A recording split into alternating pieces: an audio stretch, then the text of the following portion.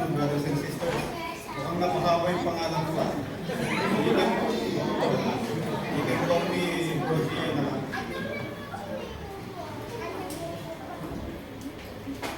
So anyway, praise God, brothers and sisters. Nasa top number 5 na po tayo.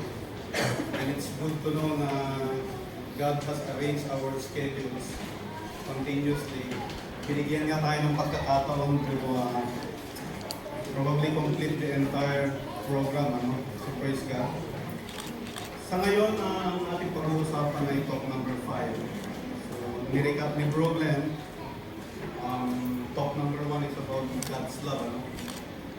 So God creates, God saves, and God sustains. Top number 2 is who is Jesus Christ, tama? Jesus Christ is our Savior, our Messiah. Jesus is God, tama? And top number 3, repentance and faith. Itong dalawang ito ay hindi pwedeng magkahiwalay. These two are inseparable. Tama ko ba? And press ko, ang top number 4 is loving God and neighbor. Again, hindi pwedeng paghiwalayin ito. You cannot love God kung hindi natin minamahal ang ating neighbors. At ngayon, ang pag-uusapan natin, napakasimple, pero it has a deeper meaning sa ating pang-araw-araw na pamumuhay. The Christian family. So mga kapatid, let me introduce my family. Asan na sila? Can you come over?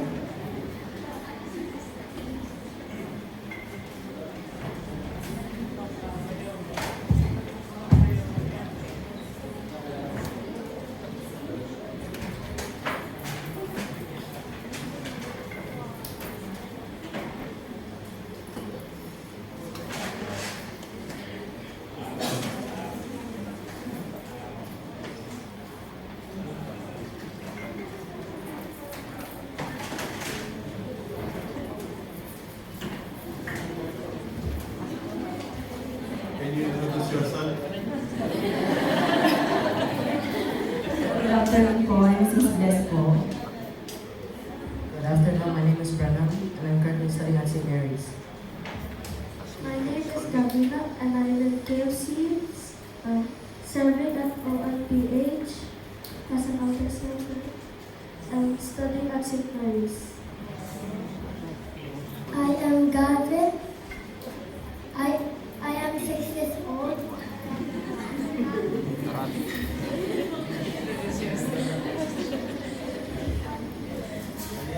So kung napapansin niyo po, tatlo lang po yung boys na nandito. Yung aming pong panganay, si Brian, is 22 years old, nasa Pilipinas po, studying sa FEU Diliman IT course. Wala po siya ngayon, but then anyway, we made it a way na always sa kanyang puso ay parati kami nasa isipan ng puso.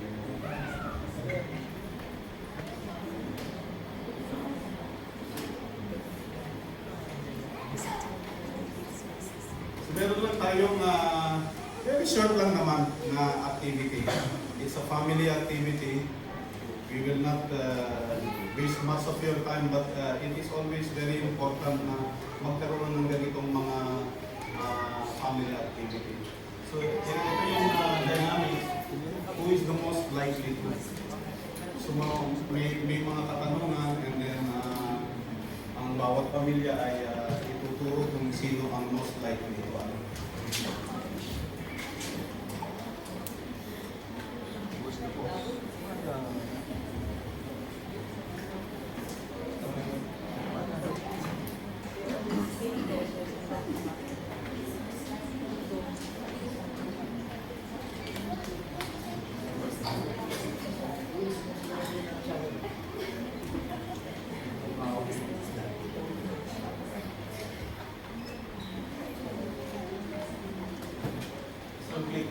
Sorry. So, unang tanong, who is most likely to?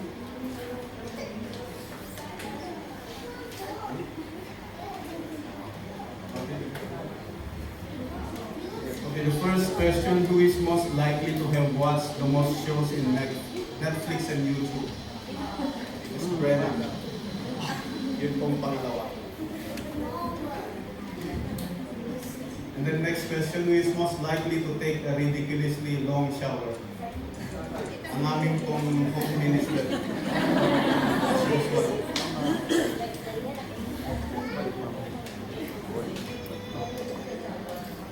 And then who is most likely to finish eating first? Yung aming pong panganay na nasa Pilipinas, si Kuya Brian.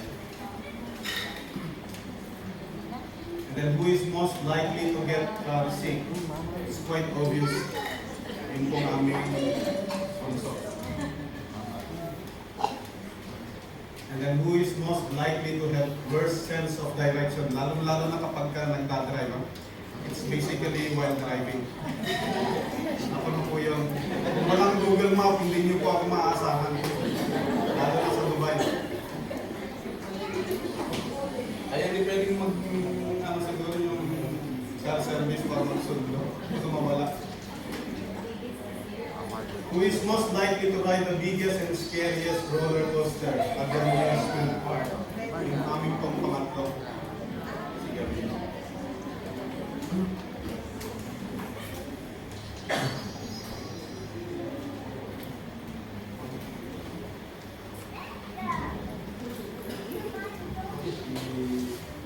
Sit for a while.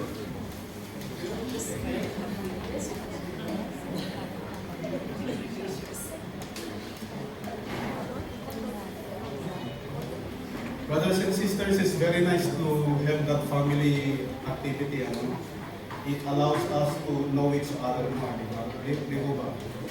Sa ating mga tahanan, pangkaraniwan, mga ginagawa rin natin, may kanya-kanya tayong pamamaraan. When we know to get each other more, yung ating pagmamahalan flourish. It grows more. Tama ho ba? At ang importante po, mga kapatid, as a family, we should be spending quality time. Gaya ng nabanggit ko nga po, spending quality time, we will be able to, it allows us to know and love one another more. No? Yumayabong yung ating pagmamahalan bawat isa. So napaka-importante po na magkaroon tayo ng kahit na konting mga family activity, lalo-lalo na ba during the weekends. O kung may mga pagkakataon tayo.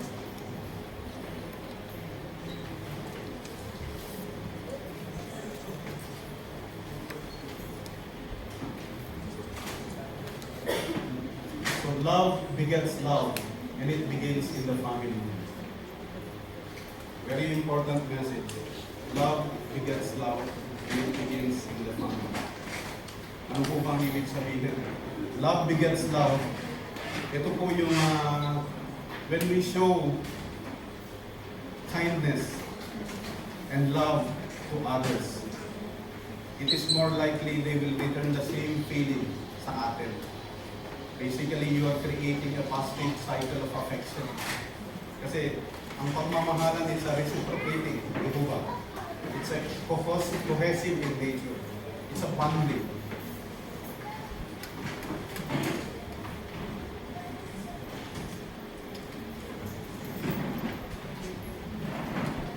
Now, when it begins in the family, meron mong kasabihan na naniniwala mo ba kayo sa kasabihan na love is blind? May mga naniniwala po ba dito? Yun.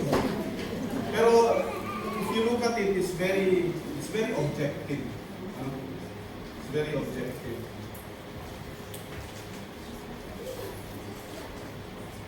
Pero mga kapatid, you may be agreeing with me.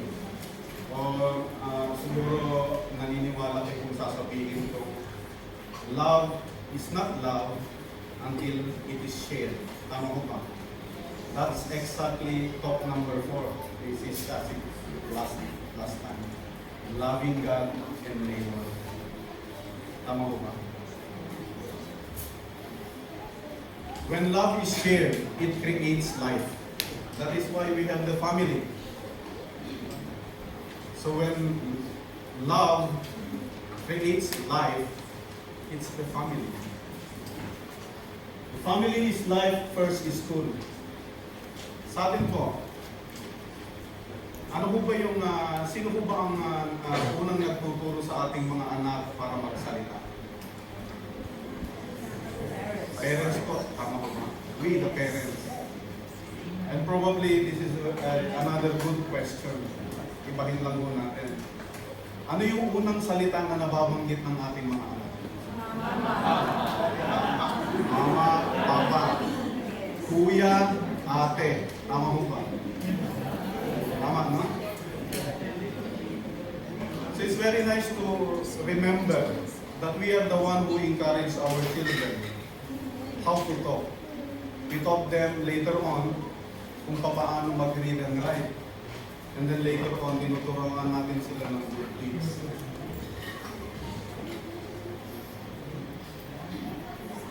At lahat ng ito mga brothers and sisters, this is what family is all about. The family is the building block of the society. In a bigger and general sense, the family is the building block of the society, of the church, and is the cradle of every vocation. As such, brothers and sisters, the condition of each individual family determines the condition of the society. Do you agree, brothers and sisters? If you agree, then the condition of each society shapes the progress of each nation. Tama po ba? Again, if you agree, then the condition of every nation describes the condition of the whole country as one. Tama ho ba? Yes. And finally, kung agree kayo sa sinasabi ko, the condition of every country tells the condition of the whole world. Correct, no, mga brothers and sisters?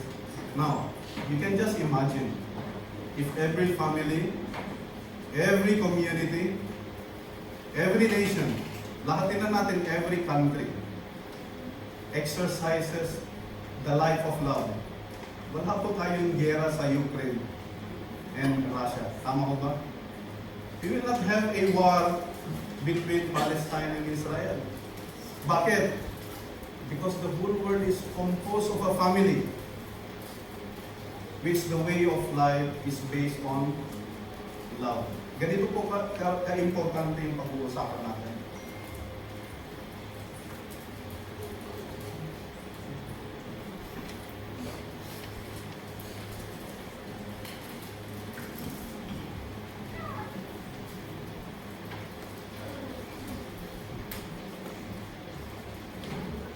In the beginning, God intended family to be beautiful.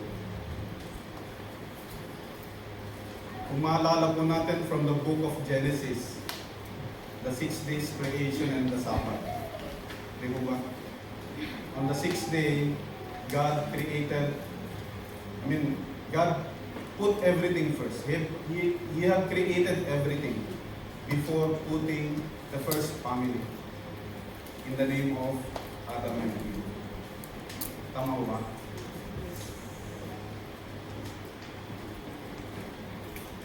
So God created humankind in His own image and likeness to procreate and multiply. Yan po ang intention ng paggawa sa atin ng ating Panginoon.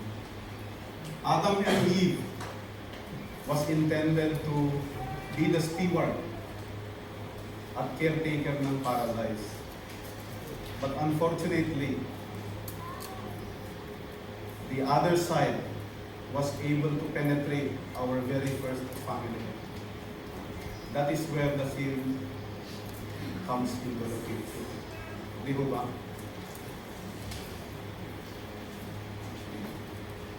So kung nangyari yon, you can just imagine, brothers and sisters, as early as back then, family is already being attacked. So how much more sa ngayon, sa araw na yun, sa kasalukuyan. So we should be very careful of upholding our family.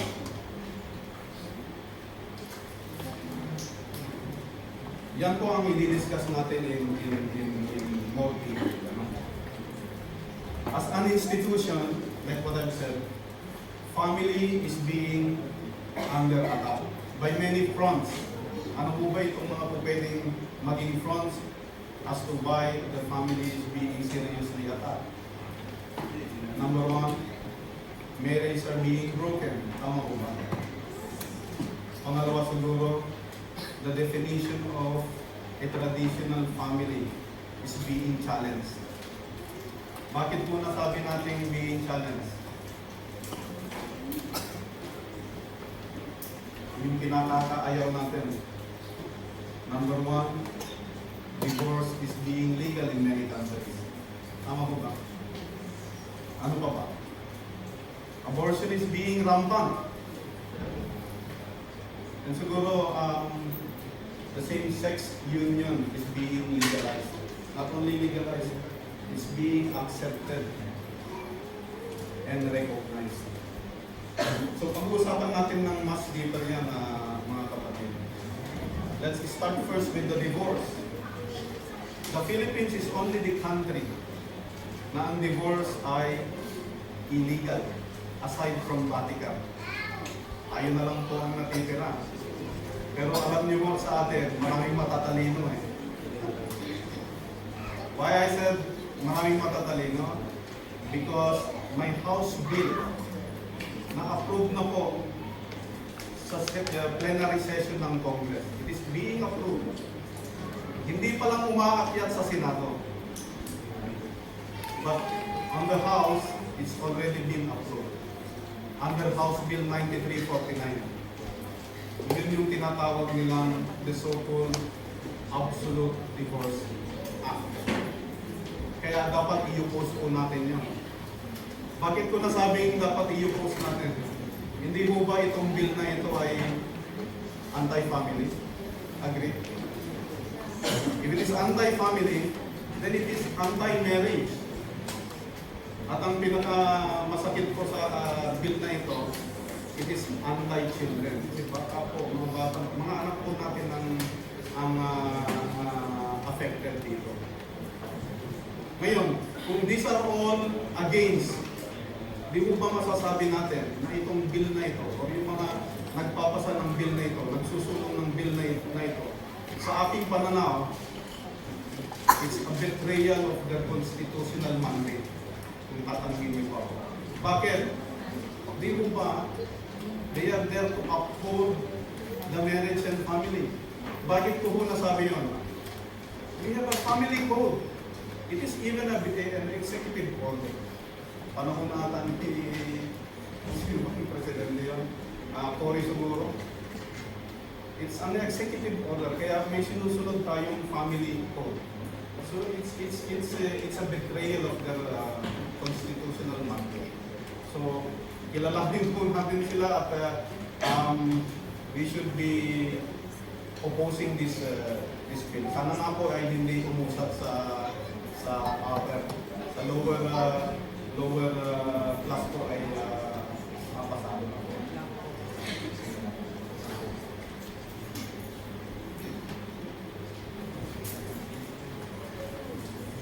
Ngayon po, kung kailangan nating i-oppose, may katanungan din naman po, paano naman yung mga couples na inagrabyado?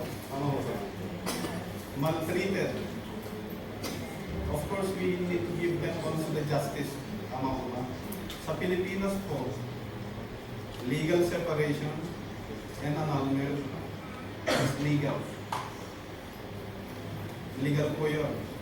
Para lang po ito sa mga couples na maltreated or we can say inagrabyado. Hindi po pwedeng ay file an annulment kasi gusto ko lang kasi ayaw ko yung pagkakakilay mo yung lumaki na yung tiyan ng asawa. Hindi po pwede yun.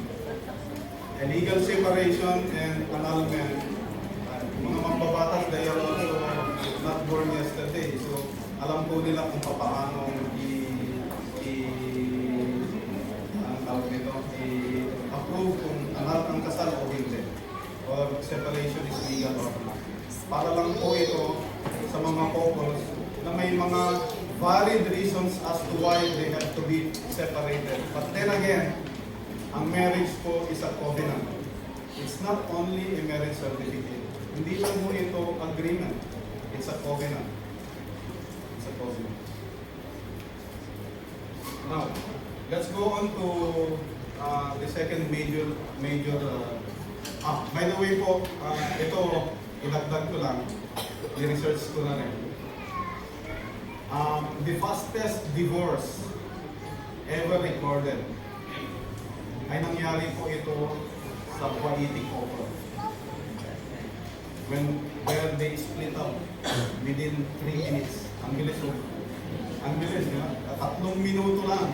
Eh, anong nangyari?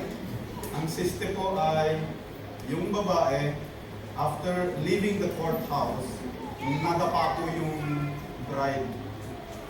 So yung groom, instead of helping her, pinagtawanan pa niya, and then tinawag na, sorry for the word, stupid. Di ba ang sakit no? So what does the bride do? The bride stood up, went back, returned to the judge, filed an instant annulment. At ang judge, instant granted din. So ang bilis. Para lang silang, alam mo yun, within 3 minutes, it's ever recorded. It happens 2019. Hindi ko lang mo alam kung may nakapray. And moving forward, the second major culprit po ay ang abortion. Abortion in Philippines po ay krimen. Tama ho ba? Ito, I have tried to gather a data kasi ang abortion po sa Pilipinas, mahirap kung kuhanan ng definite na data kasi majority of those cases are not being reported. May mga pagkatatawan, abortion is required due to medical reasons. Kaya ng baka just to save the mother, etc. So yun lang po yung mga reported. At ang nagkandak po ay some organization within the United Nations. Ang sabi po rito, in the Philippines, in the year 2015 to 2019, there were a total of about 3.8 million pregnancies annually. Of these, out of the 3.8 million, around 1.9 million pregnancies were unintended and close to 1 million ended in abortion. So you can understand, it's almost more than 50% end up in abortion. Napakalungkot po ano. Kung titignan din po natin, dali na lang po maghanap ng mga data ngayon. Search in the Google. Sino yung mga countries na may mga higher abortion rate. Tayo po ay nasa pang 32 na out of the entire world. Napakataas. In America, I can understand, last 2 years, 2023. Hindi ko lang po alam kung ano ang populasyon na nila. But then, ang may nabasa ako, year 2023, ang abortion rate po ay around 1.1 million. 1.1 million for the year 2023. So if you do the math mga kapatid, 1 million in a year, at kung sumahin mo in a day, in a hour, and in a minute, that is equating to almost 2 abortions per minute. Ganun po rampant ang abortion sa US kasi malaking estado sila. So we should be guided with moral decency, yung values. Kaya napaka-importante yung pag-usapan natin yung Christian family.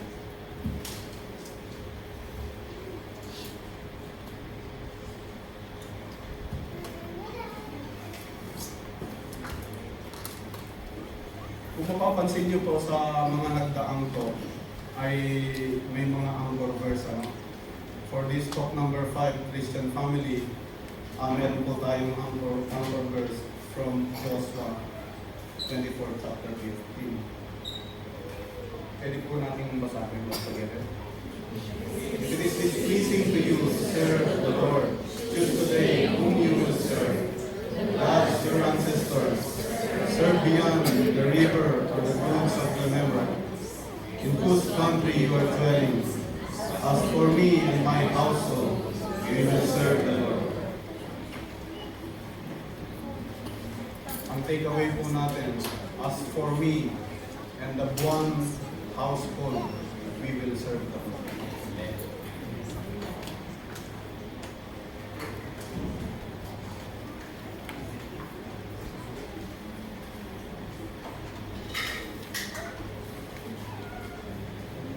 The family is imperfect, yet beautiful gift from God. God intended ang family to be the stewards and to be one and united, to procreate and multiply. Kaya ang nabanggit natin kanina, God has a greater plans. Ano po ba itong mga greater plans ng ating Panginoon? Yung mga sinabi niya is, you need to be procreate and multiply. Number 1 is the transmission of life.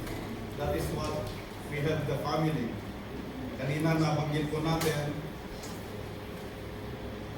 may love that creates life is a family. Tama po ba? Pangalawa, parents. We are here to teach our children and train them being a leader. Leaders sa anong pamamaraan paglaki nila. It can be to lead their own family. It can be yung way of life din nila, being a Christian. And number 3, the family is a domestic church. Mamaya pag-usapan natin about family being a domestic church. It's a gift from God because a family play a very important role in our life. It gives meaning and joy sa ating buhay.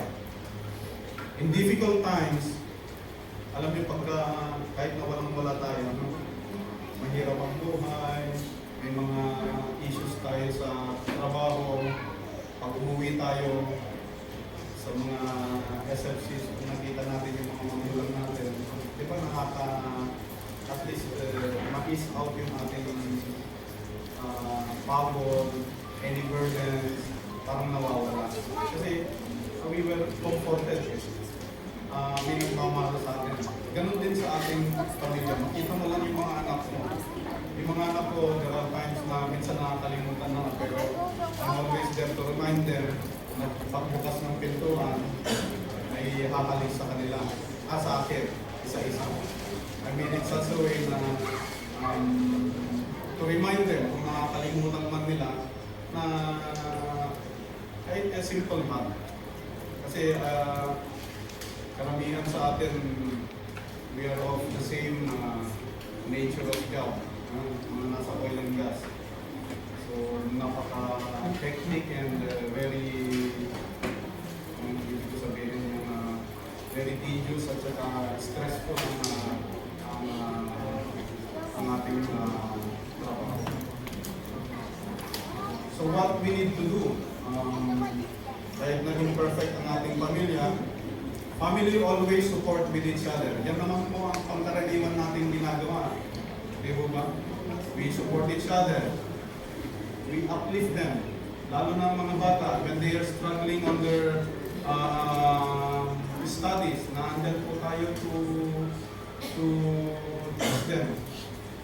Ang ating mga magulang, kung nakikita natin nahihirapan sila, tamayan lang natin sila, masaya na yung mga magulang natin, di ba?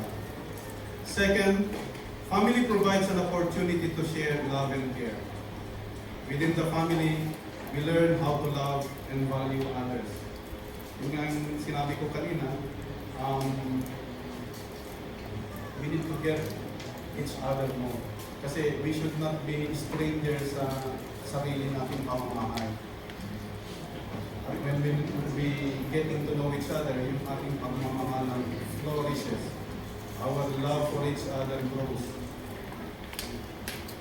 Pangatlo, family brings joy and happiness. The happy memories made from moments spent spend with family give us joy and happiness that cannot be matched by any material things.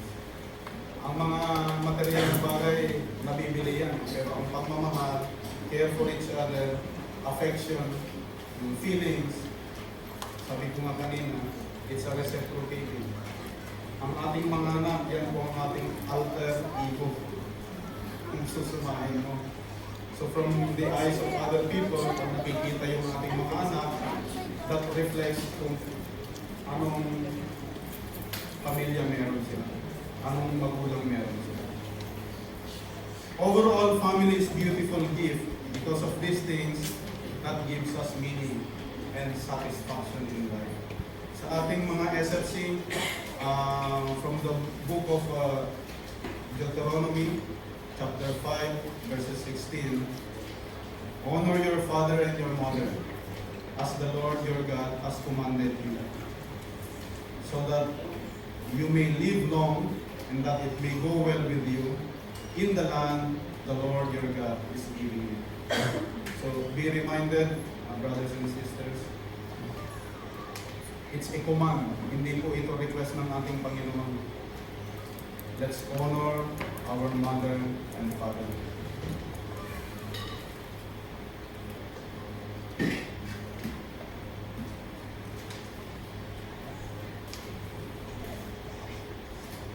From late Pope Francis Amoris Laetitia, means the joy of love, 2016.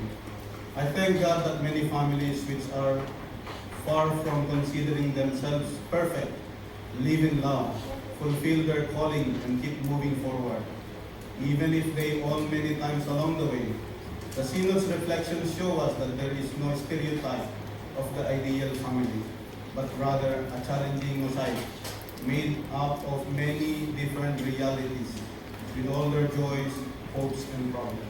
Ito po ang sinulat ni late Pope Francis way back 2016. It's a joy of love. Sinulat po niya ito for addressing the pastoral care ng bawat pamilya. So napaka-importante po ito. Again, it's a reflection on the meaning of love in a day-to-day reality of family life.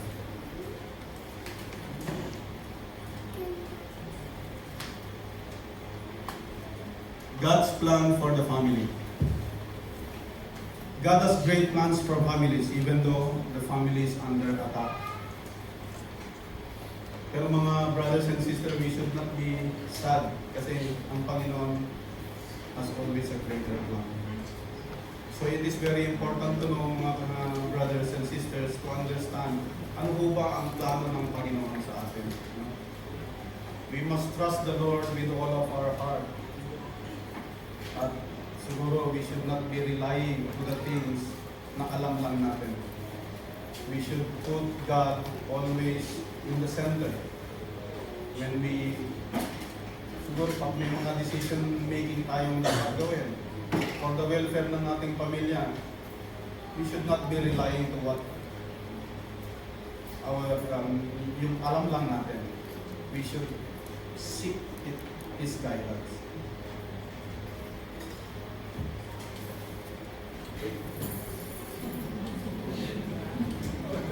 Pinatagal mo. So next. God's purpose in marriage.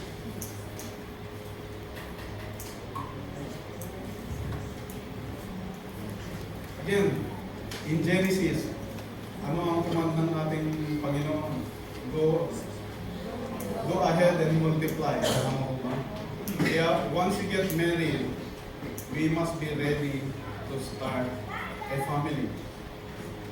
Yan po ang command sa atin ng Panginoon. Once we are ready to have a family, ang kaakibat po noon is union ng ating marriage.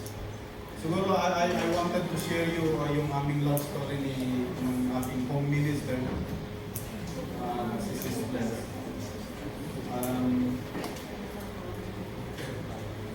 2003 nung kami kinasal, hindi na po ako lumayo kasi kapitbahay ko po siya. Literal. That is what, again, Si Shasi, talk number 4, loving God and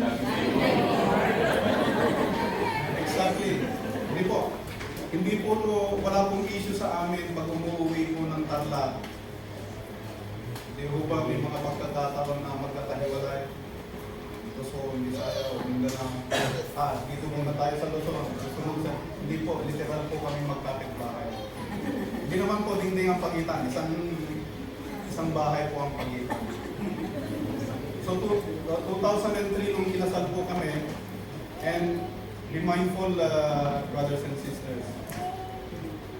Kinasal po kami, kasabay na po ng binyag ng aming panganay na anak. Ano nangyari yun? Hindi po kami ang unang gumawa. Isa lang po kami sa milyong taong gumawa noon. But then, brothers and sisters, hindi po lumayo sa isipan namin. Hindi po namin considera ang pagpapakasal sa civil. Hindi po yung naging option. Hinintay lang po namin maipanganak ang aming anak. And then after 3 months, nagpakasal po kami sa simbahan.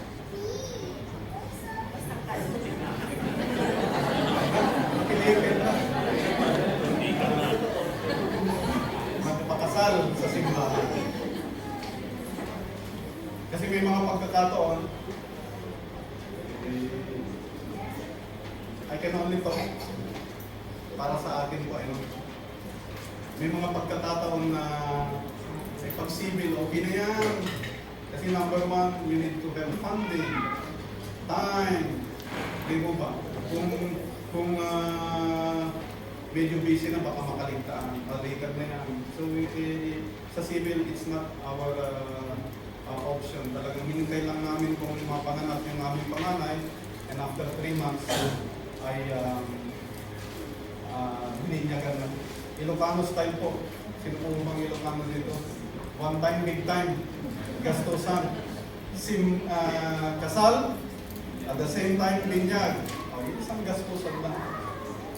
So, ganun po ang nangyari sa akin. Bakit po nahuli ang kasal? Alam niyo po sa probinsya may tinatawag na yung sukub. Alam niyo po ba yan?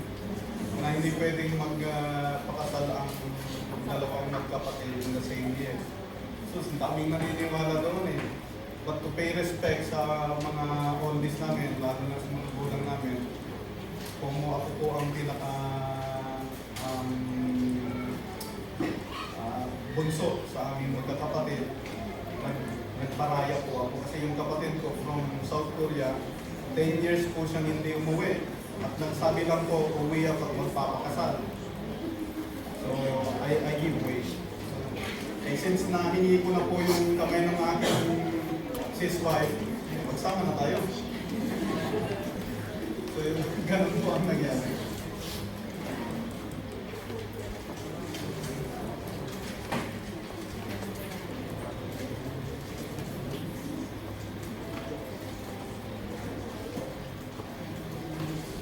God has intended the family to be the transformation of life.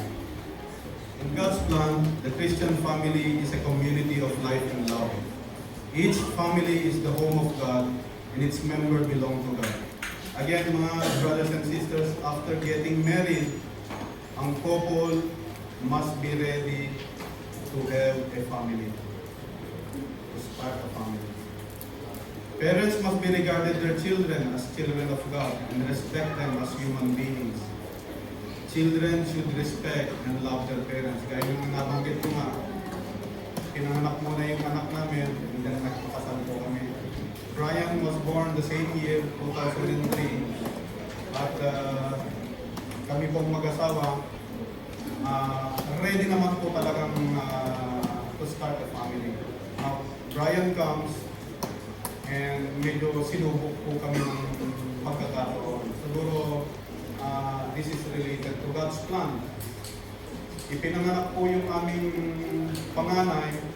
After 2 years, nasa denial period po kami. Kasi during the first trimester ng ating may bahay, she was diagnosed with German measles, no? So German measles, sa mga nasa medical field po, pag nagbubuntis ka, malaki ang pagkakataon na magkaroon ng congenital problem yung anak. Maraming pwedeng mag-trigger. It can be heart. Sa amin pong panganay, ang hearing po ang nag-trigger sa kanya. So technically po, ang aming panganay, born deaf. After 2 years, nalaman po namin, although may kutob kami kasi alam naman yun, hindi nagsasalita yung bata eh. Nasa denial period po kami till the time yung aming yung kanyang pediatrician, bakit hindi mo dalhin sa Manila Hearing Center sa may Quezon City. So dinala po namin yung bata. At we found na meron siyang bilateral hearing loss. Bilateral means dalawang tenga. Ano po ba ang ibig sabihin nun? Hindi naman po totally hindi talaga. Hindi ang yung kanyang hearing level ay hindi level ng speech. So kung wala ito, wala rin ito. So ganun po ang nangyari. But being an engineer po, tinanong ko yung doktor. Ano ang pwede natin gawin? At ang sabi ng doktor, may technology na ngayon called cochlear implant. But at that time po, 2005, nung nalaman po namin, ay very high cost po. Very, very high cost. Considering dalawang tenga po ang kakailanganin po namin i-fund. At bilang magulang, araw-araw na nakikita mo yung anak mo na hindi nakakarinig, hindi na sasalita, I can't take it. May ba sa project, pagka hindi umuusap, ang walang progress ang project ay, no, you need to be there. At malaman mo ano ba ang mga pagkukulang, ano ba ang mga kailangan gawin. Dapat isulong mo. And praise God, God has gifted me the knowledge. May maganda naman po akong trabaho back home, gaya ng trabaho ni Bro Hilbert. Isa po akong marine surveyor. Ship repair, shipbuilding, mga ganun po. So it's a decent job. Maganda rin po ang bigayan. But it's not enough to at no time gather the fund. Kasi I'm racing out of time. Kasi habang lumalaki yung bata, hindi makarinig, mas mahirap po yun. Kailangan ma-solusyon. But God has given me a knowledge. Kaya nagpapulot po ako at napagamot ko po siya. Maraming salamat din po sa mga taong tumulong dahil doon sa atin, at that time, may mga institution na tumutulong like PCS po. Ang aking wife po, nanghingi po ng tulong. Nakakuha po kami ng $250,000. Mga 2 or 3 games po yun. Collectively, $250,000. But that is just 15% of the total funding. Praise God, dinala ko sa abroad at no time na ipagumot ko po ang aking anak. Clean money. Cash and money.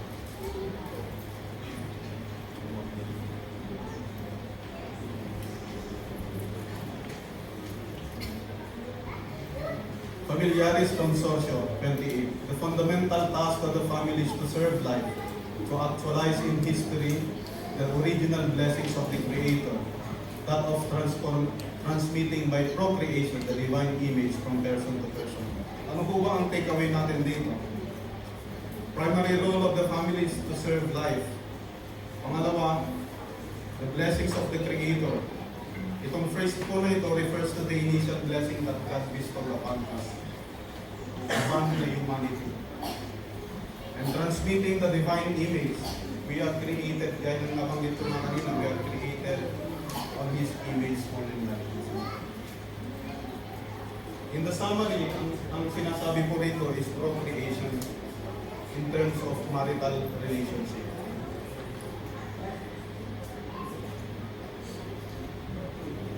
God created mankind in His image, and in the image of God, He created male and female.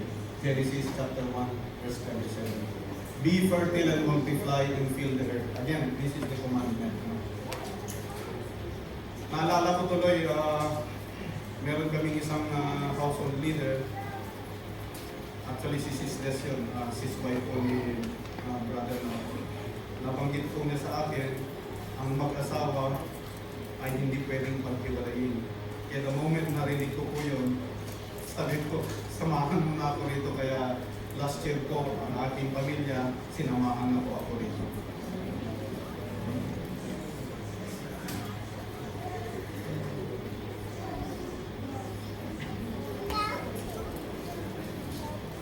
The overall education of children is a most serious duty and at the same time, a primary rights of parents.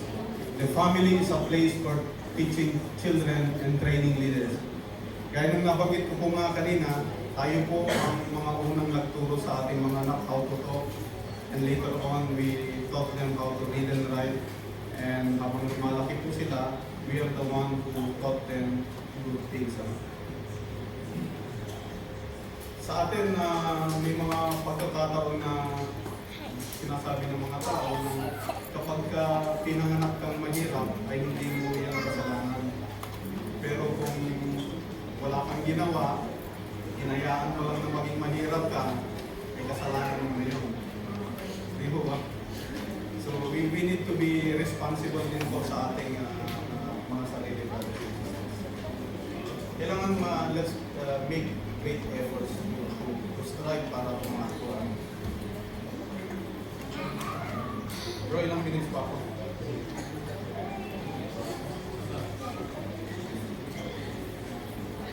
You can see.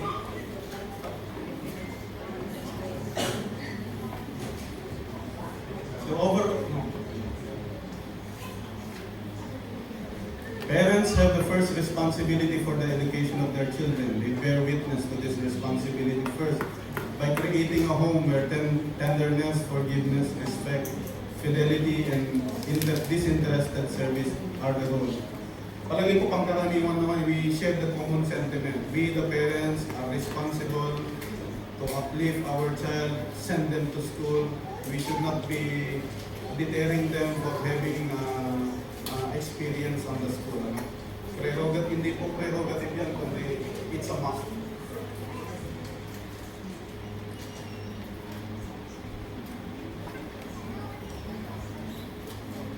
Family is the domestic church. Ito po. Parents, especially the fathers, are to be the priest of their families. Tayo po ang pare sa ating tahanan. Kami po ang ginagawa po namin, apart from our lower household at saka upper household sa CFC, we make it such a way na magkaroon din po kami ng aming own household. Sa mga couples po, you must be guided po during KFC assembly. May mga guidance po tayo on how to conduct our own household.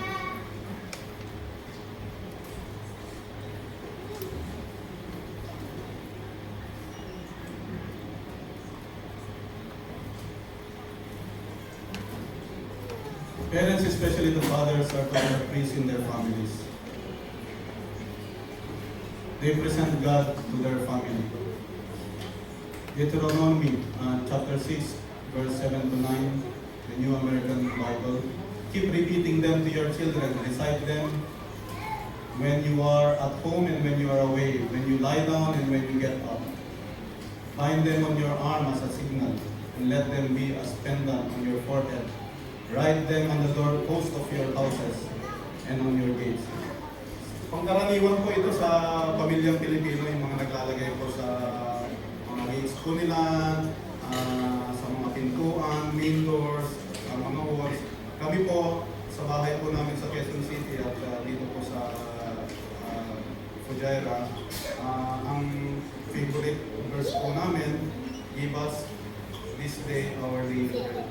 Naalala ko po, on our first few household po nung kami po ay bagong-bago, ang aking household leader po ay nagtanong kung ano ang tumatak po sa isipan ko about the perfect prayer. At ito nga po, give us today, give us this day our daily bread.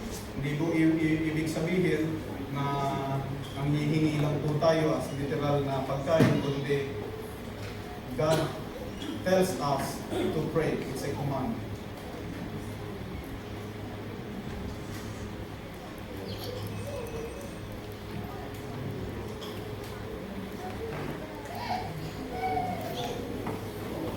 The gospel is transmitted and radiates in the family.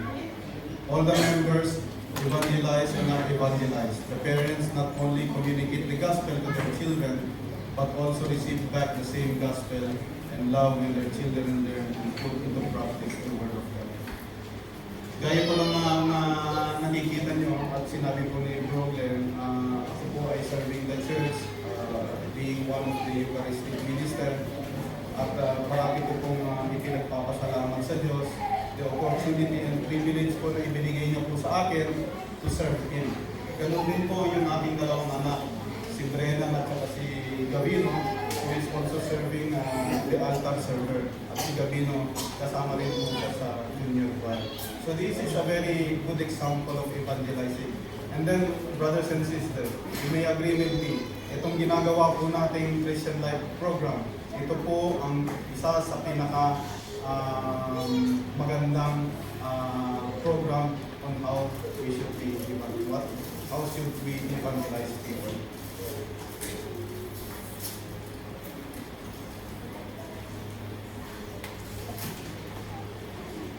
Just sharing lang po itong pictures na ito. On the left corner po, ito po yung ating lower household where we have 5 couples po. We normally meet 2 times in a month where we pray all together, yung pangkaraniwang pong household meeting. And then on the other side, ganun po ang aking upper household under Unit 1 kay Bro Mike. And sa lower po, before po ay nakay Bro na pa po, ito po yung aming household. And gaya po nung nabanggit ko, father should be the priest of the family. We made it in such a way na nagkakaroon din po kami ng household. Di po ba ang gandang pakinggan na ang anak niyo po o Mrs. kapatid, magulang, ipinag-pray at naririnig niyo po. Kasi pangkaraniwan, kapag tayo nag-pray, we pray for ourselves. Intimate lang po natin, tayo lang po nakakarinig. Pero napaganda kong pakinggan kung ang anak natin, spouse natin, magulang natin, kapatid, ipinag-pray at naririnig po. Di ba?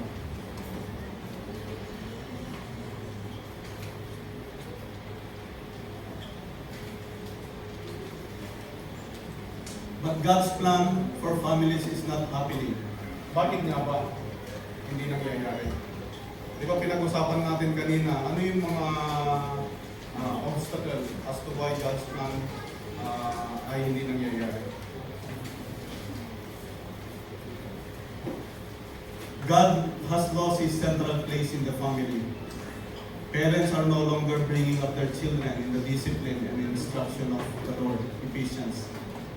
Ephesians chapter 6, verse 4, fathers, do not provoke your children to anger, but bring them up with the training and instruction of the Lord. Ano ba ang pwede nating gawin sa ating mga anak? Praise them instead of criticizing them. May mga pagkakataon ng mga bata sa school hindi pumasa. Instead of criticizing, hindi mo ginawa yung assignment mo o hindi ka nag-review. Instead, let us understand kung ano ang difficulties ng bata, and then we try to teach them. Yun po ang nakikita kong magandang pamamaraan instead of probably yelling at them or getting angry on them. Pangalawa, being there for your child. Kailangan ma-feel po nila na secure po sila. Dapat tayong mga magulang, hindi po dapat nila maramdaman na stranger po tayo sa kanila. Kailangan ma-feel nila na secure tayo. Ganun din po sa mga single sa ating mga magulang. Again, we have to respect and honor our fathers and mothers. Calming down. May mga pagkakataon ang temperament ng mga bata flares up. Pakalmahin lang natin sila kasi mga bata yan eh. Let's try to understand saan sila nanggagaling. And number 4, setting a routine. Setting a routine, siguro ipakita natin yung empathy. Sa ating sis-wife siguro, kasi mga bata minsan nahihirapan niyang gumising. Di ba? Hirap ba? Kainin. Then we explain. Siguro ang sis-wife ang mas makakapag-explain noon na let them understand na you do the same thing. Maaga kang gumigising, pagluluto, paliliguan sila. So, yung empathy, nararamdaman nila, we are both doing the same. So, walang reklamo. By that, ma-inculcate sa kanila na parehas pala tayo ng ginagawa. So, I should not be complaining. More and more parents look to their psychology as a source of wisdom for raising their children. Yun. Husband and wives do not follow God's order. Stress on materialism and easy life.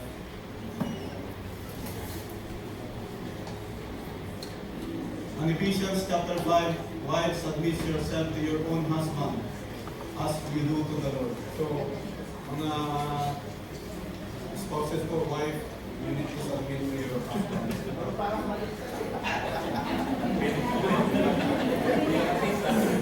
Importante po yan. Di po ba, sino po ba ang unang neighbor po natin? Ang ating asawa, di po ba? So wife, you need to submit yourself to the husband. Pero huwag tayong mag-rejoice mga brothers. Kasi dito, the husband is the head of the family, head of the wife. Christ is the head of the church, his body for which he is the Savior.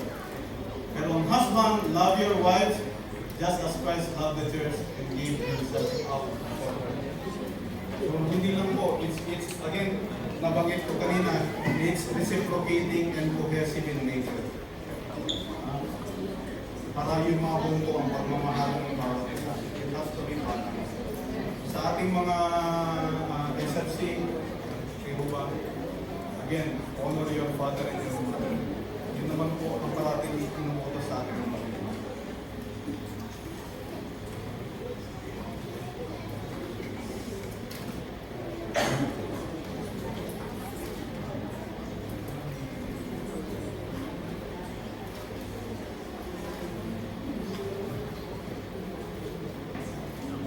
The family itself is losing its importance. Many of its responsibilities have taken over by the other groups in the society.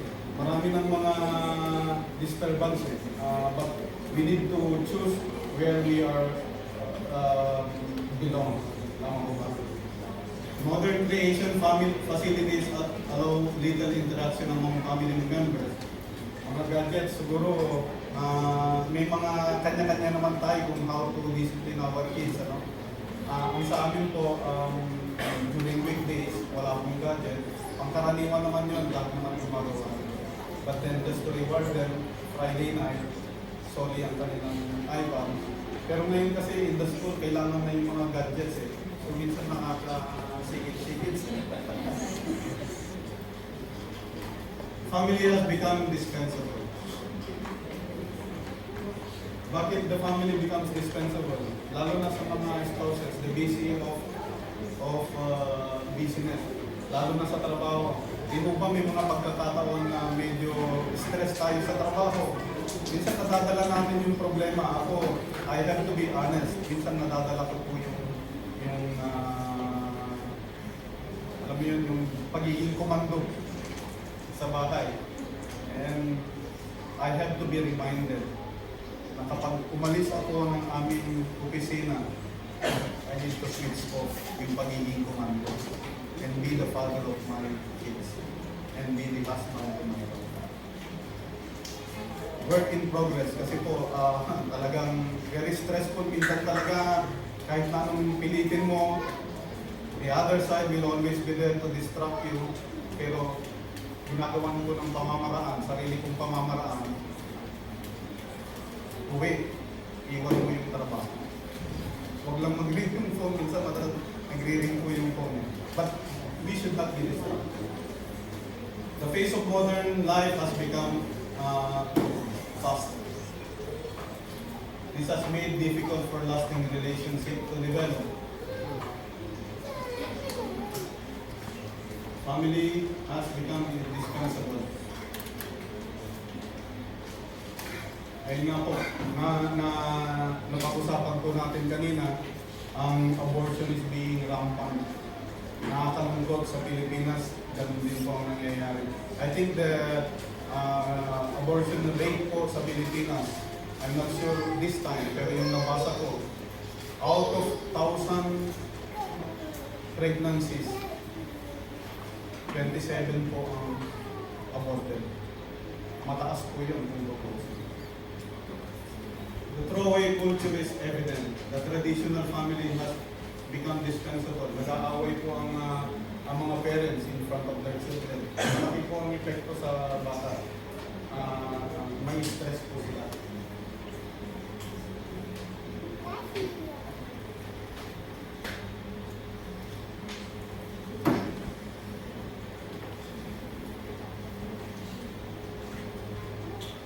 The family is under attack by evil. Yun nga, we should be very careful.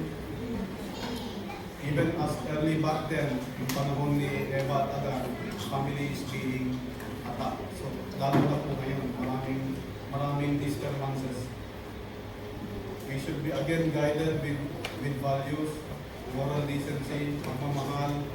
Let's exercise po yung life of love. The way of yung pagmamahal po natin sa bawat isa. So what can we do? Family, become what you are. St. John Paul, make God the center of our family. People will know that we are Christians by the love in our hearts expressed in our homes. Nabanggit ko po kanina, in everything we do, that us seek the Lord, let Him be in the center of our marriage. Let God be in the center of our family. Sa decision making po, lagi po natin siyang isama sa lahat ng ating mga along the way, whether it is for the welfare of the family and the decisions we make. Make a decision for God's plan to happen in our family. Honor and respect our parents. Ganun nabanggit ko nga sa ating mga singles. We need to honor and respect our parents. Protect, support, and serve our parents.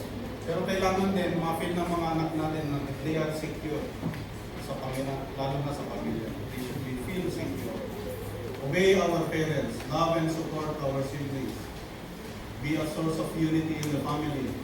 Iwasan mo mga animosity o hindi pagkakaintindihan within the family, lalo na sa mga asawa. So what we need to do, we eat together. Importante po ito. We eat together.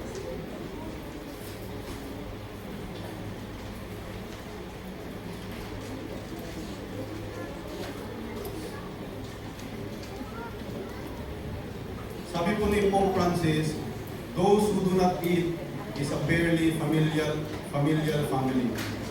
If with gadgets, it's like a boarding house. So may mga pagkakataon po habang kumakain ng mga bata, may mga gadgets. Magulang din, nandiyan ang telepono. So parang lang daw po tayo parang borders pa sa sarili nating pamamahay. We should not be doing that, brothers and sisters. Eating is a symbol of togetherness. It's a nourishment. So Pope Francis reminds us, a family that hardly ever eats together or that does not talk but watches television or looks at the smartphone is a barely familiar family. When children are engrossed with computer at the table or a mobile phone and do not talk to each other, that is not a family. It's like a boarding house. So huwag po natin gawin yan mga kapatid. let us be forefront. We should not be doing that. Iwasan po natin. And brothers and sisters, I'm running out of time, but I would like to ask my family to give you a sharing on how what we experience in our family. Can we call them?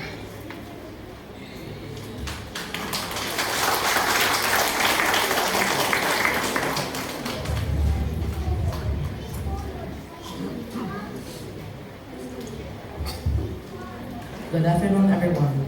My name is Brennan Buwan, and today I want to share my steps on faith in receiving my communion, confirmation, my transition from KFC to YFC, and to serve God. In March 24, 2023 is when I received my first communion, where I learned to welcome Jesus into my heart and be thankful for His love. I received confirmation on February 17, 2024. I learned that the Holy Spirit helps me to be strong with my faith. It also teaches me to follow God and to do good every day. I started serving God in the Philippines at Adre Pio Chapel in our village community and went to UAE, where I have continued to serve God at our parish church, OLPH. When you serve God, you learn to be responsible and helpful to others. You also practice your faith through your actions and grow to be more grateful and humble.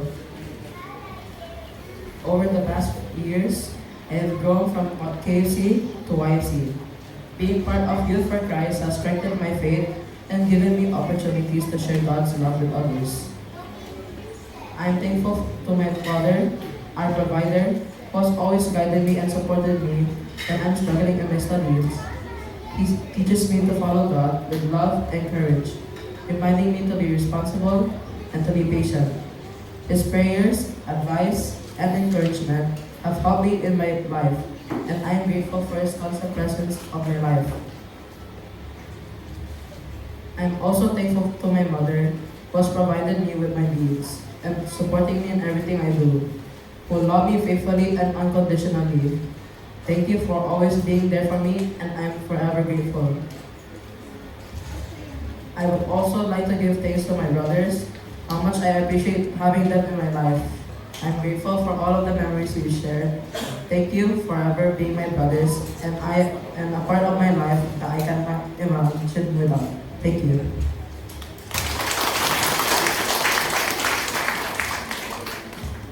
Ito po yung pangatlo.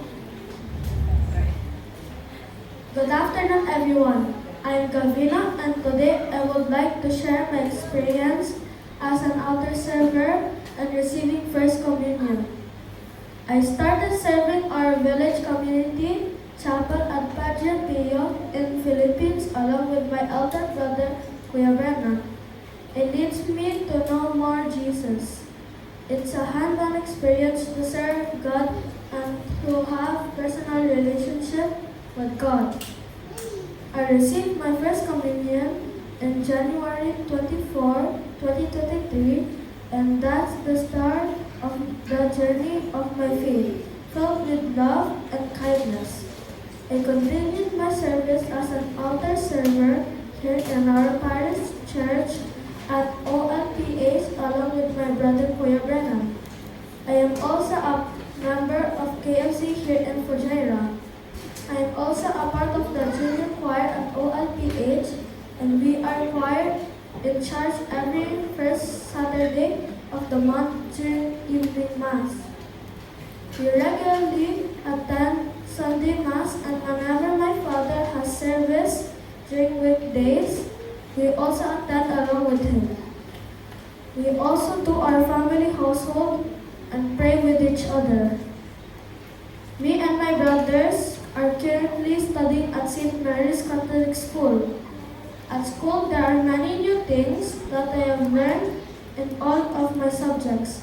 My father makes sure that he provides what we need. My mom helps me in my studies and supports me in almost everything. I love playing along with my brothers. I thank God for giving us the opportunity to serve, and I thank God for having a happy family. Thank you.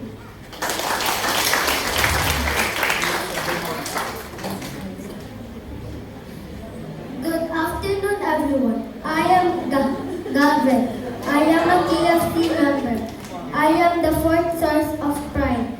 My role in the family is to love and obey my parents and love my brothers with big heart. I thank God for having a wonderful family. Thank you, everyone.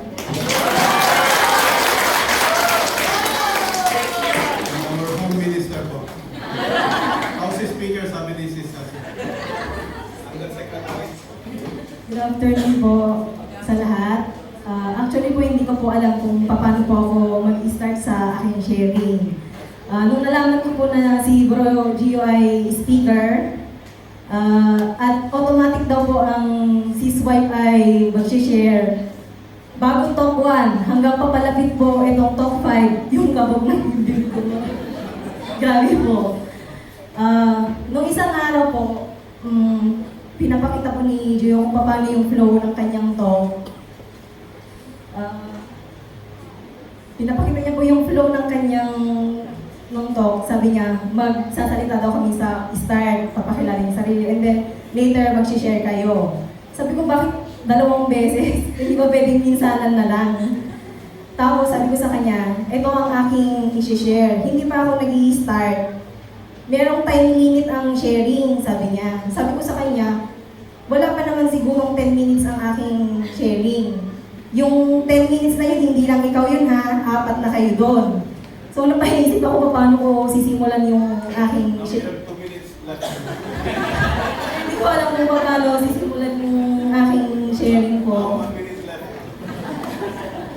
Sabi ko, bibigyan naman po siguro ako ng ating mga sister doon ng i-extend ang aking sharing kasi baka ito yung first and last ko na mag-share. O kaya po ano na lang po, bawasan na lang po natin yung time natin mamaya sa fellowship. Ayun po, magandang tanghali po ulit mga brothers and sisters. Let me share po my experience sa aking family po. To start po, nung edad 5 years old po ako, nakatira po kami sa, ng kasama ko pong mother ko at saka father ko sa Hacienda Luisita, doon po sa ko. Meron po sila kasing libreng pabahay doon. Ang father ko po ay nagtatrabaho po doon, ganoon doon po yung mother ko ay meron tindahan. So medyo malayo po yung school doon. Kaya dinala po ako ng mother ko sa Moncada po, Tarlac din po siya. Doon po ako tumira sa tita ko at saka lola. And then after 2 years po, pinanganak po nung aking mother yung aming pong bunsong kapatid, and ang tatay ko po ay napetisyonan po ng aking lola sa Hawaii po. So, nakasama ko po yung aking nanay doon at lola ko po, siya naman po yung pumalit doon sa tinitirahan ng nanay ko. Nung una po, yung communication po ng aming tatay is okay naman po. Palitan po ng sulat, and then minsan po tumatawag kami sa kanya long distance. Hanggang sa unti-unti na pong nawala ang aming communication. Nag-try po kami mag-reach out sa mga tito ko at saka tita, pero sila rin po ay walang balita. So yung mother ko po ay nagtrabaho ng Manila. Dahil nga po, kailangan din po sa, syempre, sa aming pag-aaral, mga gastusin, mga ganun po. So, ng high school na po, kaming tatlong magkakapatid po ay naiwan dun sa bahay. Ako pong tumayo nanay at tatay nila. Hanggang sa nakagraduate po ako ng high school, pumunta po ako ng Manila na boarding student po. And then, after almost 10 years po, nakalisip po ako ng letter galing sa father ko. Nangungumusta at nanghihingi ng sorry sa aming magkakapatid. Yung time na po yun ay sinagot ko po siya. Sabi ko, nagpa-plan na ako magpakasal. Kung pwede ay umuwi siya, makasama namin siya. At gusto ko siya ay maghahatid sa akin sa altar. Pero hindi po yung nangyari. Hanggang sa lumipas po yung taon din, nakuha din naman po niya yung bunso naming kapatid dun sa Hawaii. Early 2016, yun nga po, nagkaroon po siya ng malubhang karamdaman, pabalik-balik na po siya sa hospital. Sabi ko sa kapatid ko, pwede bang umuwi na lang si tatay dito para makasama namin siya. Sabi ng kapatid ko, hindi na kaya magbiyahe ni tatay, sabi niya po. So, ako naman po, gumawa ng paraan, nag-apply po ng visa. Pero yun nga po, mahirap at saka matagal yung pag-apply ng visa. 2016 po, December, binalita na po sa akin ng kapatid ko na wala na po yung tatay namin. So, almost 26 years po na hindi namin nakita yung tatay ko. Nakita po namin siya January. Yun po sabi ng kapatid ko, kung gusto niyong makita si tatay, may iuwi siya, ikikirimit ba siya o iuwi na po. Siyempre kagustuhan po namin na makita pa rin ng tatay kahit sa huling sandali. Nag-decide po kami talaga na iuwi talaga siya sa Pilipinas. January po, isang buwan, kanyang pagkamatay, naiuwi po siya ng kapatid ko. Yun po yung sa huling sandali po, na yakap ko po yung tatay ko, sinabi ko po sa kanya, hindi ako galit sa'yo. Mahal na mahal kita, gabayan mo kami, at sana masaya ka na kay Lord. Ganun pa po hindi po na tupad yung nasab ko na buong pamilya. Pero ngayon po, ganun pa man po, nagpapasalamat po ako dahil kay Lord dahil ginabayan niya po kaming magkakapatid. Hindi man po namin nakasama ng matagal yung aming mga magulang, lumaki naman po kaming maayos. Sa ngayon po, magkakalayo man po kaming magkakapatid, pero yung suporta at pagmamahal sa isa't isa ay nandun pa rin po. Yun nga po, hindi po ibinigay ni Lord yung nasa pong buong pamilya, pero binigay niya po yung nangyari po yun, 2003, nung kinasal po kami ni Bro Gio. Nung kinasal po kami, nagtatrabaho po siya sa Manila. Ako naman po, naka-stay po sa Tarlac. So hardly 2 days lang po during weekends ang uwi niya sa bahay. At dumating po yung opportunity na nag-abroad po siya, yun po yung sa China. Dapat po 1 month lang siya doon. Dapat kasunod kami ni Kuya Brian. Pero hindi po nangyari kasi kailangan niya pong mag-speech therapy. And then po, doon sa assign niya po sa China, every year naman po ay nakakauwi naman po siya. Pero 1 month lang po yung talagang magkakasama po kami. Yun po ay tumagal po ng 5 years. And then na-reassign po si Bro Gio sa Pilipinas po ulit, sa Batangas, 2010 po. Same setup din po. Every weekend lang din po siya namin nakakasama. Always out of town and during weekends po, doon lang po siya nasa bahay. Then another abroad reassignment po, here in Fujairah 2013. We used to visit him twice a year during school vacation po at saka Christmas break po ng mga bata. For 11 years po, to-maintain po yung aming residency. Yun nga po, sa lahat po ng abroad assignments niya, part of his perks po yung family status. But never po kami nakasama from day 1 due to the needful po ng aming panganay. That's the main reason po as why he was forced to work abroad. Kasi ang aming panganay, gaya po ng na-share kanina ni Bro Gio, nagkaroon po siya ng congenital disease. Nagkaroon po siya ng bilateral hearing loss. Hindi niya pong ma-cochlear implant. Mahirap po talagang malayo sa family. Eto na naman, bakit ganun? Kagustuhan ko na magkakasama kami pero yung bang hindi siya matupad-tupad.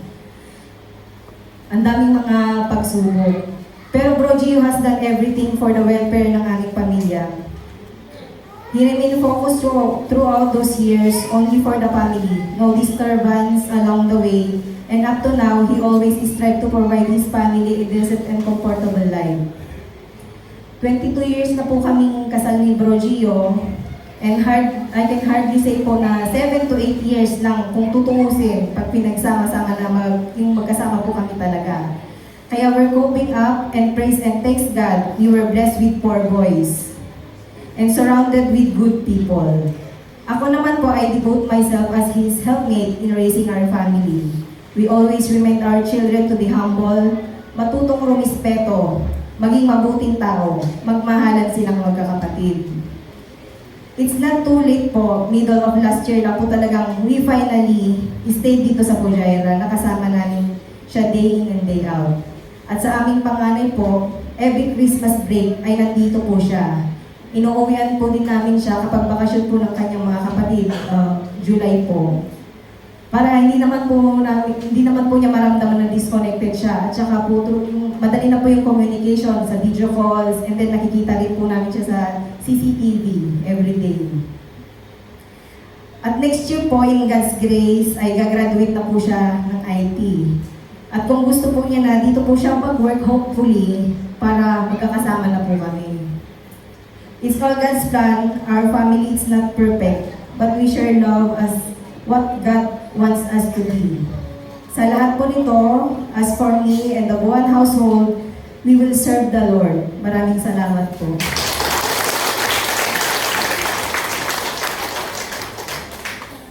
Thank you. Thank you for that wonderful sharing. Nalaman niyo na po kung ano ang journey namin as a couple and how we treat our family as a Christian family. Brothers and sisters, can we stand up?